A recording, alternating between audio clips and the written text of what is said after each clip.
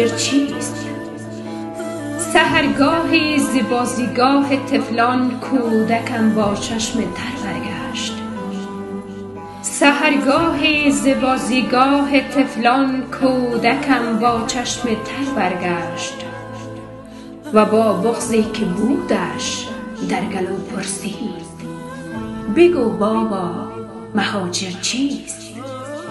دشنام است یا نام است؟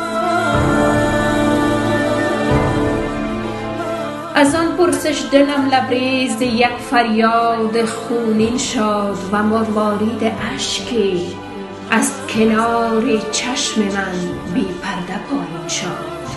ولی آهسته چشمم را به پشت دست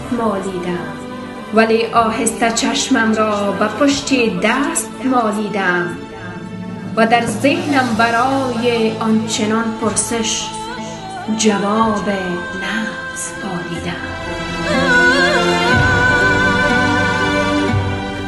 بعد او گفتم ببین فرزند دلبندم، تو میدانی که میهم چیست؟ بگفت آری، تو خود روزی به من گفتی که میهن خانه اجداد را گویم. زدم بوسی بر رخسارش و غمگینانه افسودم.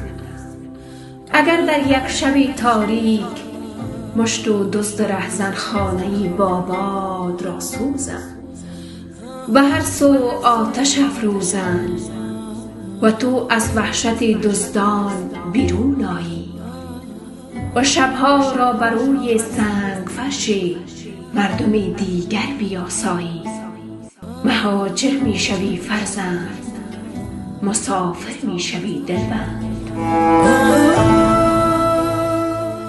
سرشک تازه چشمان فرزندی مرا تر کرد، سرشک تازه چشمان فرزندی مرا تر کرد و اندوهی روانش را مکدر کرد و آنگه گفت دانستم مهاجر آدم بی خانه را گویند.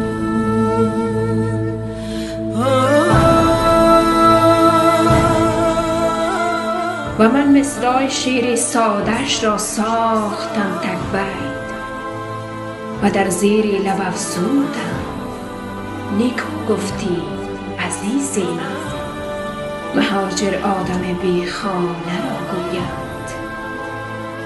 مهاجر قمری بی لانه را گویند. مهاجر قمری بی لانه را گویند.